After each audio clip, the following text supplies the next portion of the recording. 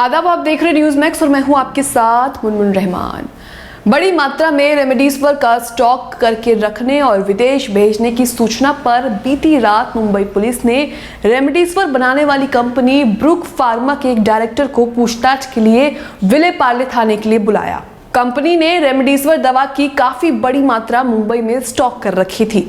Mumbai police के मुताबिक remdesivir के स्टॉक को विदेश भेजने की तैयारी थी, जबकि इस दवा के निर्यात पर रोक लगी हुई है।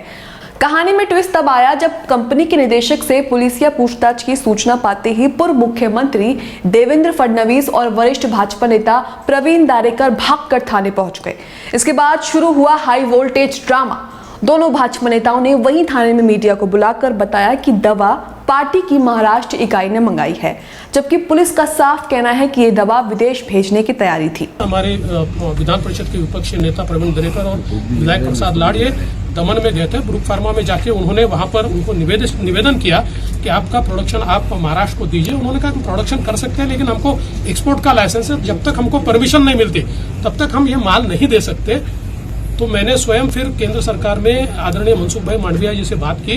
मनसुख भाई मांडविया जी ने उनका टाइप रेड्डी से कर दिया ताकि उनके लाइसेंस पर ये प्रोडक्शन कर पाए। उसके बाद उनके पास जो कुछ प्रोडक्शन था, हमने उनको कहा कि आप तुरंत महाराष्ट्र के लिए हमको उसको दीजिए।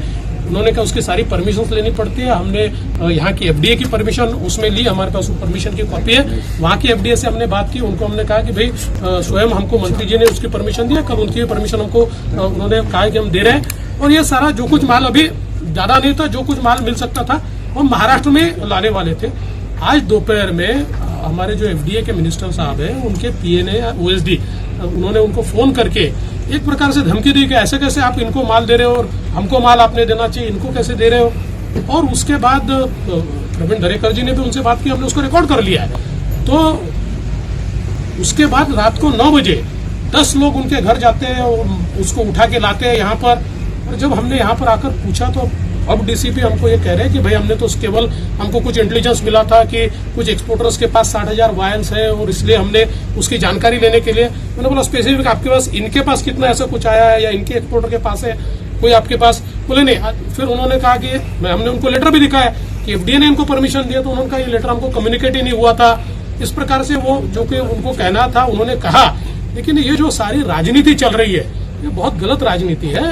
हम महाराष्ट्र के लिए प्रयास कर रहे हैं। उल्टा मनसुख भाई मांडविया जी ने इनको ब्रुक फार्मा को बताया कि आपका प्रोडक्शन फुल स्केल पे जाएगा तो आप मैक्सिमम प्रोडक्शन ये महाराष्ट्र को दीजिए।